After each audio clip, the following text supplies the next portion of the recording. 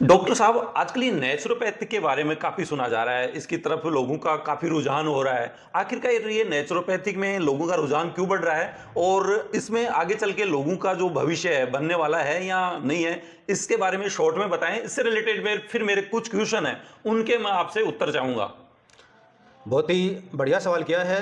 Naturopathy एक चिकित्सा विज्ञान है और एक ऐसा चिकित्सा विज्ञान है जिसका कोई साइड इफेक्ट नहीं है। और जिस प्रकार से आप पहुंच रहे हो कि आने वाले भविष्य में इसके क्या संभावनाएं हैं, ठीक है, तो मैं आपको बता दूं कि आने वाले समय में इसकी बहुत सारी संभावनाएं हैं। युवा जनरेशन है, इसमें अपना कैरियर भी बना सकते हैं। और ये आपकी ये मान के चलिए कि एक आधुनिक में जो चिकित्सा विज्ञान आया है, लेकिन एक बहुत पुराना चिकित्सा विज्ञान है जिसको हम भूल चुके थे और इसकी बहुत सारी संभावनाएं हैं। तो आपके बच्चों का भविष्य, आने वाली पीढ़ियों का भविष्य इसमें बहुत सुंदर अच्छा, इससे रिलेटेड मेरा पहला क्वेश्चन है कि आखिरकार ये नेचुरोपैथिक है क्या, इसे थोड़ा डिटेल में मुझे बताएं। देखिए, जिस प्रकार से इसको हम हिंदी के अंदर इसको प्राकृतिक चिकित्सा विज्ञान कहते हैं। और प्राकृतिक का मतलब प्रकृति जिस प्रकार से 5 तत्वों से मिलकर बनी है, आकाश, वायु, अग्नि, पृथ्वी और जल, यानी कि इन 5 तत्वों से, जिस प्रकार से हमारा शरीर भी 5 भूतात्मक है, इन 5 भूतों से सृष्टि की रचना हुई है। प्रत्येक तत्व इन 5 तत्वों से बना है और इसी प्रकार से हमारा शरीर भी 5 तत्वों से बना है। और जिस प्रकार से शरीर, जिस प्रकार से इन 5 तत्वों के अंदर कोई रोग होता है तो उसकी चिकित्सा भी उसी तत्व से की जानी चाहिए। जिस प्रकार से दीवार है, दीवार मान लो कि फूटती है तो इसकी दीवार जैसे मान लो कि चूने की बनी हुई है तो इसकी रिपेयर भी हम चूने से ही करेंगे। बिल्कुल, मान के चलिए कपड़ा कपड़ा फट गया तो इसकी रिपेयर भी हम कपड़े से ही करेंगे। इसी प्रकार से हमारा शरीर 5 भूतात्मक तत्वों से बना हुआ है तो इन 5 तत्वों से ही उसकी चिकित्सा की जाती है। और इस प्राकृतिक चिकित्सा विज्ञान में इन 5 तत्वों से ही चिकित्सा की जाती है। अच्छा, ठीक है, आपने बहुत ही अच्छा इसका आंसर दिया। दूसरा मेरा क्वेश्चन है कि इसमें क्या क्या सिद्धांत है। देखिए, सभी चिकित्सा पद्धतियां,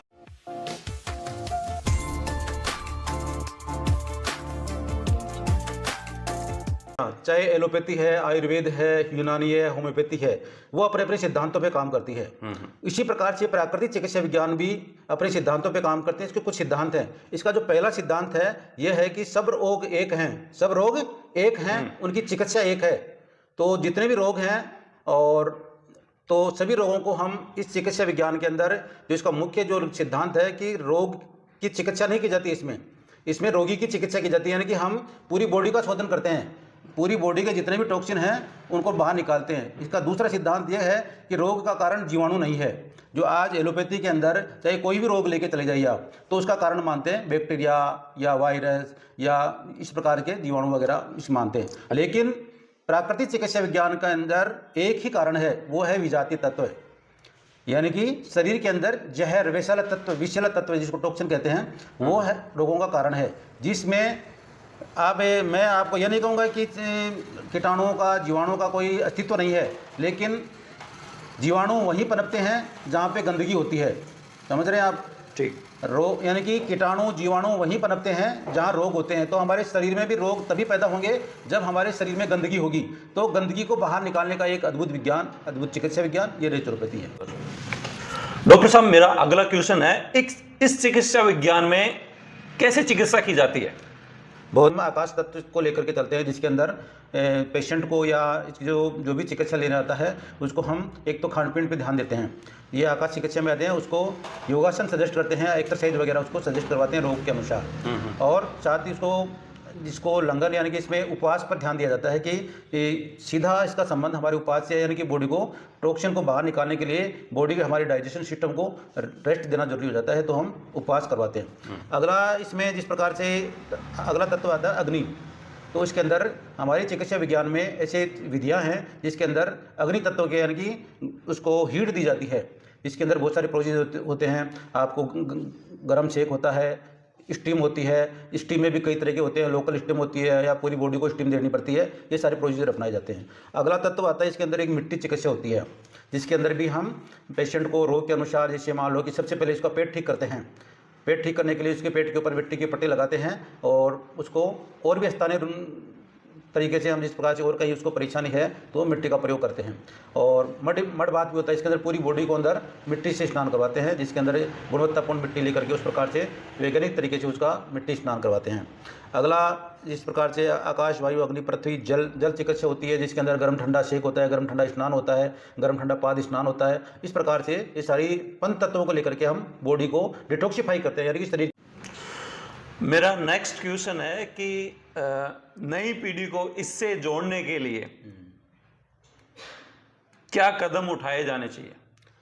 बहुत ही बढ़िया है। और क्योंकि जैसा कि मैंने बताया कि बहुत सारी चिकित्सा पद्धतियां हैं, आयुर्वेद, एलोपैथी, यूनानी, होम्योपैथी और भी बहुत सारी चिकित्सा पद्धतियां हैं, ये लंबे समय से काम कर रही हैं। बाकी हमारी जो प्राकृतिक चिकित्सा पद्धति कुछ समय से लुप्त होती जा रही है, लुप्त हो गई थी, लेकिन अभी 5-7 सालों में और कोरोना के बाद में निश्चित तौर से लोगों को नेचुरोपैथी के प्रति एक नई जागरूकता आई है, जैसा कि आप कह रहे थे। तो इसमें वास्तव में एक अद्भुत चिकित्सा विज्ञान है, इससे नई जनरेशन को जोड़ते हैं।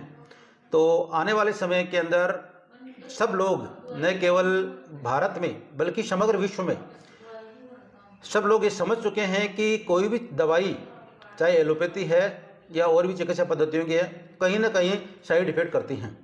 तो इसके हमारे शरीर पे दुष्प्रभाव पड़ते हैं। और जिस प्रकार से आधुनिक मेडिसिन, साइंस की जो मेडिसिन लेते हैं, वो तो कहीं ना कहीं ज़रूर ही मतलब यानी कि साइड इफेक्ट करती है, दुष्प्रभाव छोड़ती है। तो उससे बचने के लिए लोग समझ चुके हैं कि एक रोग की दवा लेते हैं, दूसरा रोग तैयार हो रहा है, दूसरे के रोग की दवा लेते हैं, तीसरा रोग तैयार हो रहा है। और इस दुष्प्रभावों को आने वाले जो आधुनिक हम सब लोग समझ चुके हैं, तो इनसे बचने के लिए आने वाली ये जो नई पीढ़ी है उसको जागरूक होना चाहिए और इससे जुड़ना चाहिए, क्योंकि सब लोग नेचुरोपैथी की तरफ बहुत तेज़ी से बढ़ रहे हैं, कदम बढ़ा रहे हैं। तो हम इसमें कैरियर भी बना सकते हैं, बच्चों का कैरियर भी बना सकते हैं, और बहुत ही सुनहरा भविष्य है। जी, मेरा एक लास्ट क्वेश्चन हो रहा है इससे रिलेटेड ही। नेचुरोपैथिक में कौन सा चिकित्सा कोर्स किया जाना चाहिए इसके लिए? हाँ, बहुत बढ़िया है सवाल है कि जिस प्रकार से और चिकित्सा पद्धतियों के लिए जिस प्रकार से 12वीं क्लास के बाद में 12वीं क्लास से ही हम जो पीसीबी होता है, यानी फिजिक्स, बायोलॉजी और केमिस्ट्री, ये 3 हम सब्जेक्ट लेते हैं। सेम यही प्रक्रिया इसमें है। आप 12वीं के साथ साइंस बायोलॉजी के साथ आप 12वीं पास कीजिए। इसके बाद में नीट जिस प्रकार से लगती है, नीट हमारे जो राष्ट्रीय लेवल की एक एग्ज़ाम होती है वो लगती है, तो उसी के माध्यम से इसमें भी प्रवेश होता है।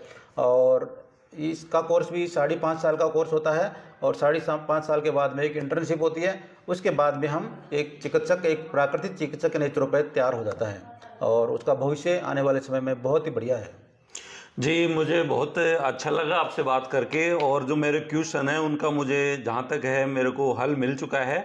और मैं आपके और मेरे माध्यम से कहना चाहूँगा, और लोगों को भी शायद इस जानकारी से लाभ मिला होगा कि जो नेचुरोपैथिक की ओर कदम बढ़ाने की कोशिश कर रहे हैं, उनको इससे नॉलेज मिला होगा कि हमें इसके अंदर आगे चल के क्या क्या कोर्स करना चाहिए, क्या क्या इसके लाभ हैं, आने वाले समय में इसका कितना बेनिफिट होने वाला है। तो ये मुझे काफ़ी अच्छा लगा।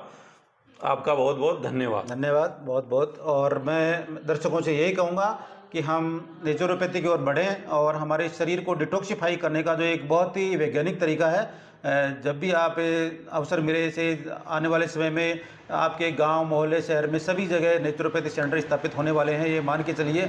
और इस चिकित्सा पद्धति से जुड़ें और अपने शरीर के रोगों से बचाएं और रोगों की संभावना को खत्म करें। धन्यवाद, बहुत बहुत शुभकामनाएं। धन्यवाद।